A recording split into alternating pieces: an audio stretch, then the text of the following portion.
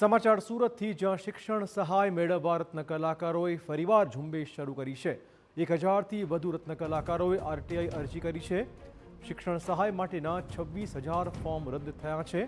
Form શા માટે cancel કરાયા તે જાણવા માટે રત્ન કલાકારોએ અરજી કરી છે। રદ થયેલા ફોર્મ વિશે ફેરવિચારણા કરવાની પણ તેમની માંગણી છે।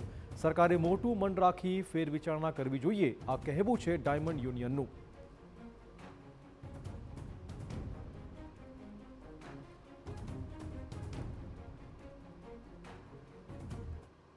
ડાયમંડ વર્કર યુનિયન દ્વારા એક આરટીઆઈ નું અભિયાન ચલાવવામાં આવ્યું। આ અભિયાન અંતર્ગત ખાલી 5 જ દિવસની અંદર 1000થી આસપાસ અમે આરટીઆઈ જિલ્લા ઉદ્યોગ કેન્દ્રની અંદર નાખવામાં આવેલ છે અને હજી અભિયાન ચાલુ જ છે। અને રત્ન કલાકારો પોતે જાગૃત થઈ અને કેમ એનું ફોર્મ રિજેક્ટ કરવામાં આવ્યું, એના માટે કયા અધિકારીએ એ ફોર્મની ચકાસણી કરી છે, સુરત ડાયમંડ એસોસિએશન દ્વારા જો ભલામણ પત્ર નહીં આપવામાં આવ્યું, કારણ શું બતાવ્યું છે, આ બાબત બધી જ બાબતોને લઈ અને એક આરટીઆઈ કરવામાં આવી હતી। આરટીઆઈ ની સંખ્યા 1000ની આસપાસ છે।